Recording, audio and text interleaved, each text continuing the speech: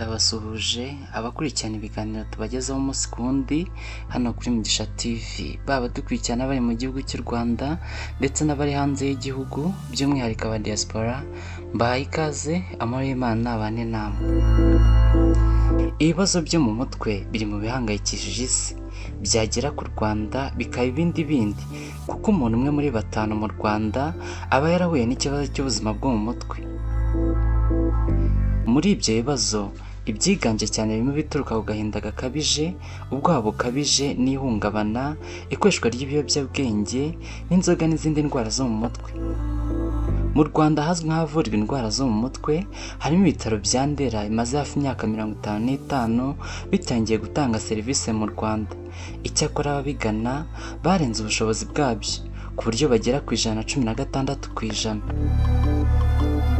Imibare igaragaza ko nko muri 2024-2025 byakiriye abarwayi 119,859, byiyongereyeho 17.7% ugereranyije n'umwaka wari wabanje.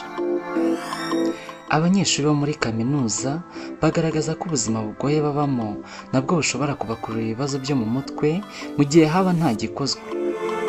Amani yavuze ko kuba abanyeshuri biga muri Kaminuza y'u Rwanda batagira ubushobozi buhagije biri mu bituma bagira ihungabana, bikaba byaviramo kugira ibibazo byo mu mutwe ndetse n'ibindi.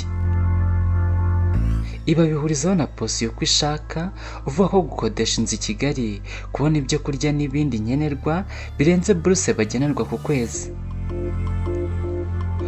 Umwarimu wo muri kaminuza mu bijyanye n'ubuvuzi, Profesa Rutayise Eugene, yavuze ko bashyizeho ishami rishinzwe gukora ubushakashatsi ku buzima bwo mu mutwe harebwa uko abanyeshuri bameze. Minisitiri w'Uburezi Nsengimana Joseph aherutse kuvuga ko hari gutegurwa uburyo bwo gutangiza ubujyanama mu mashuri bwunganira ibindi abanyeshuri bagenerwa mu rwego rwo gufasha abashobora kuba bagira ibibazo bijyanye n'imitekerereze. Mushimire abakurikirana ikiganiro cyose kuri Mugisha TV, mukomeze gukanda subscribe kugira ngo ibiganiro byiza tubagezaho umunsi ku wundi bijye bibageraho ku gihe. Ndabashimiye.